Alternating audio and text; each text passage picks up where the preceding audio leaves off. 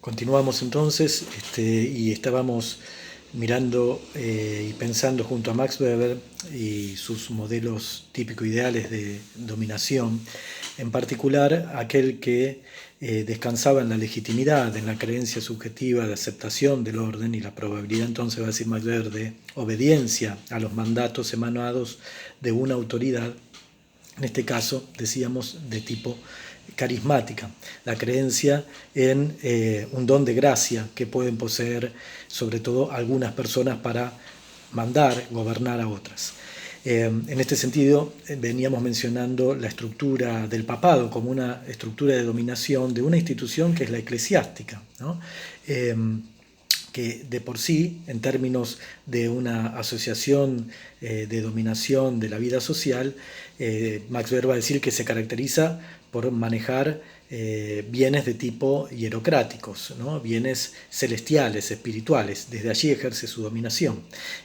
Pero cuando esa dominación pasó a institucionalizarse en la figura del Estado, ya adquirió además la capacidad de intervenir sobre un territorio un territorio delimitado y utilizar un medio específico, que es el que define al Estado, que es el ejercicio legítimo de la violencia física. Y de allí es que los dominados han de obedecer a la autoridad que aplica ese tipo de violencia. Ya no es solo la violencia espiritual, hierocrática, sino también hay una violencia de tipo material. Pensemos que para Max Weber, al igual que para Marx, ¿no? El medio específico de la política es la violencia, ¿no? Y es el uso también de la fuerza. Entonces, si jugamos con ese par antinómico de ordinariedad, de extraordinariedad o antes bien de personalismos o impersonalismos, podríamos pensar que esta categorización que elabora Max Weber en la dominación carismática se conecta con la idea de dominación ejercidas por algunas personas, por ende serían personales, personalistas, y por otro lado, ese don extraordinario, esa gracia particular sería justamente algo no común, no ordinario, por ende, ¿no? Mencionábamos extraordinaria.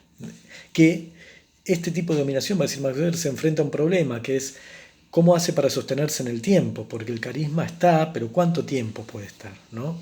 Y es difícil renovarlo, y más bien hay un problema con este modelo de dominación, porque bueno, tiene que rutinizar el carisma y tiene que ver cómo entonces después se va mixturando también con otros modelos de dominación, como muchas veces solían ser la dominación de tipo tradicional, ¿no? Donde ese carisma pasa a ser parte de una historia, un acostumbramiento y se lo respeta entonces también por algún carisma que pudo haber tenido en el pasado y se sostiene en el tiempo.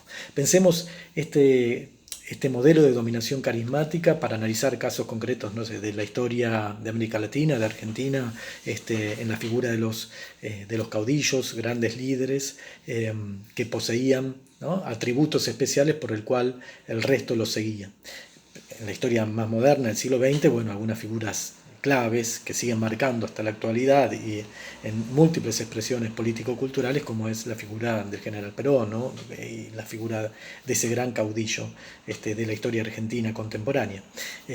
Lo mismo que podemos pensar para la historia de la revolución socialista en América Latina, la figura del Che Guevara, pero después su otra figura que logró estructurar una dinámica de dominación dentro de un Estado como fue el cubano, la figura de Fidel Castro también, ¿no? Entonces, lo que estamos analizando son estos tres tipos de dominación y nos estaría faltando adentrarnos en el que Max Weber considera el típico de la sociedad moderna contemporánea, que es ese modelo de dominación que se instala en relación con el tipo de acción social racional y muchas veces acción racional instrumental. Por eso él va a denominar a que la actual modalidad de dominación ejercida en nuestras sociedades tiene que ver con la dominación legítima, pura, racional, legal y burocrática. Por ende aquí, en este ejercicio, que tiene que ver con el juego de la democracia en sociedades de masa, va a decir Max Weber, que analizan otros textos, lo que se pone como sentido fundante es la creencia en un orden de tipo impersonal, con reglas de juego que son comunes a todos, ¿no? Formales, que deben respetarse en un sistema que se institucionaliza como la democracia en un periodo de gobierno de 4 años, de 6 años y luego cambiar. O sea, nadie se adueña de esa figura de la dominación, sino que es impersonal, va cambiando. En todo caso, va a decir Max Weber, como todo modo de dominación puede misturarse con otro. Va a haber algunos líderes, algunos gobernantes más carismáticos y entonces van a ser dominaciones racionales, legales, burocráticas con altas dosis de carisma. Pero lo que lo caracteriza a este tipo de dominación será la creencia subjetiva y la aceptación de esta impersonalidad y al mismo tiempo ordinariedad de la reproducción de cambios de gobierno cada 4 años en el caso de la democracia contemporánea, ¿no? en nuestra sociedad argentina, por ejemplo. Y allí entonces no habría extraordinariedad. Es interesante estas categorías también para después pensar las interrupciones que ha tenido la democracia en la Argentina moderna, sobre todo el siglo XX, con el proceso, ¿no? Iniciado en los años 30 y terminado en el 83, ese juego de democracias, dictaduras que ha implicado, ¿no? Para esta modalidad de dominación que Max Weber plantea.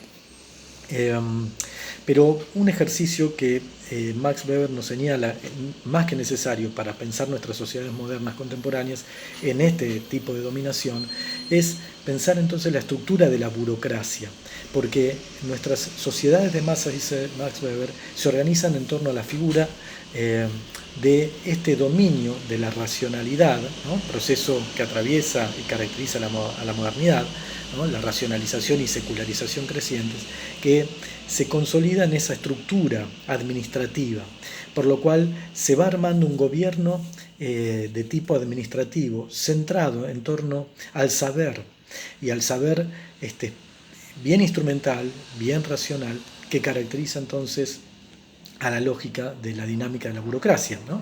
Max Weber dice, ¿qué es la administración burocrática? Bueno, no es más que la dominación gracias al saber del especialista, que expresa entonces el carácter racional fundamental de nuestra época.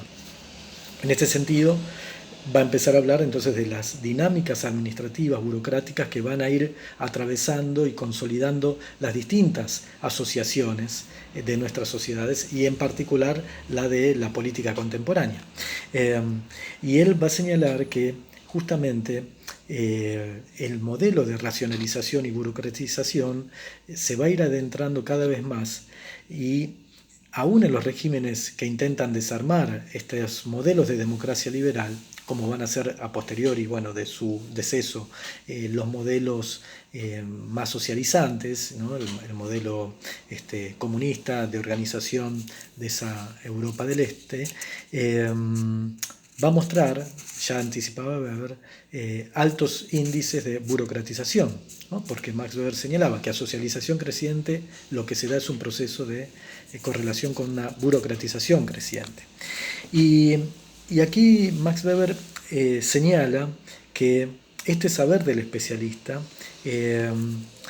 va a ser difícil de ser atravesado. Ese saber del funcionario que conoce todas las reglas de juego planteadas en esos formalismos, solamente dentro del régimen capitalista va a poder ser saltado por alguien que sabe un poco más todavía que el juego de la burocracia, que hasta innova y crea reglas de juego, que es el propio empresario, ¿no? Cuando analizamos burocracia, empresas y régimen capitalista. En la medida en que recordemos que Max Weber hablaba del capitalismo como una organización racional, ¿no? Del trabajo formalmente libre, como Marx también lo denominaba. Por eso Weber piensa la burocracia como una marca que va a atravesar a nuestras sociedades, que va a condicionar a las democracias, y él la termina mirando de un modo hasta pesimista, ¿no? Va a hablar de la jaula de hierro de la democracia, que es esta burocracia, ¿no? Porque hay un espíritu que la atraviesa, que es entonces la idea del formalismo y una racionalidad materialista, utilitarista, va a decir Max Weber. Pensemos en el texto que tenemos para leer, que justamente él menciona que la dominación burocrática implica una tendencia a la nivelación, ¿no? En pos de un saber utilizado profesionalmente, de corte universal, También una tendencia, dice, a la plutocratización, ¿no? De esa formación profesional, ¿no? El gobierno de los que más saben y los que más adquieren entonces riquezas a partir de la aplicación de esas reglas. Y por otro lado, dice, la dominación de esa impersonalidad formalista, ¿no? Donde el funcionario actúa o debería actuar sin ira y sin odio, ¿no? Solamente respetando la regla, ¿no? Pensemos en las figuras entonces del actor público, burocrático, típico, ¿no? Y Max Weber se preguntaba también cuál iba a ser el destino de estas democracias, entonces nuestras sociedades masas atrapadas en parte por el juego de esta burocracia.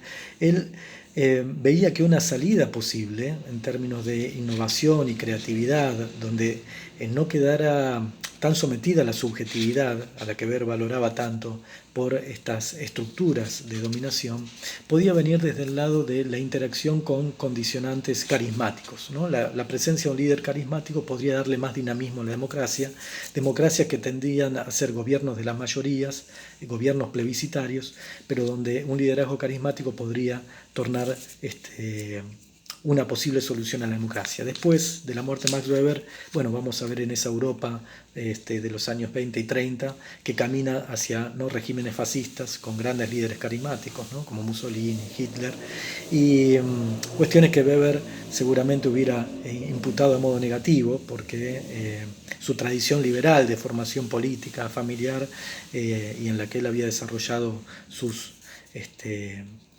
posicionamientos ideológicos le hubieran llevado a enfrentarse seguramente a ese tipo de regímenes. Pero bueno, la historia postfáctica libera, digamos, de estas aplicaciones que igualmente ha tenido este pensamiento weberiano. Ahora bien, me gustaría cerrar entonces esta intervención retomando otro texto de Max Weber, clásico para pensar la política, que es la idea de ciencia y política. Nosotros hemos analizado en la unidad 2 el texto de Max Weber sobre la ciencia, y acá vamos a ver el de la política como vocación, como profesión. Y allí me parece interesante rescatar lo que él denomina la política como llamado, que genera problemas de ética, ¿no? Y va a generar tensiones entre dos dinámicas, dos éticas, dos tipos de fe que compiten dentro de cada uno de nosotros, dentro de nuestra subjetividad, los dioses y demonios con los que debemos articularnos. Y que por un lado implica entonces el dilema ético de la fe o de los fines últimos, y el dilema ético de la responsabilidad del gobierno. En esta tensión se libran muchas de las dinámicas del ejercicio concreto de la política, va a decir Max Weber. Y él piensa que el político en sí debe tener, va a decir, una serie de condiciones o cualidades para poder gobernar entre estas tensiones. Por un lado, va a decir, pasión; por otro lado, responsabilidad; y por otro lado, sentido de la proporción. De algún modo, podríamos pensar, para cerrar esta breve reflexión sobre la mirada weberiana de la política, el poder, la dominación, Weber anticipa también lo que otro autor clásico del marxismo contemporáneo, como Antonio Gramsci, va a expresar después en una fórmula ya muy conocida. Max Weber va a decir: es necesario contar con la cálida pasión y el frío sentido de la proporción.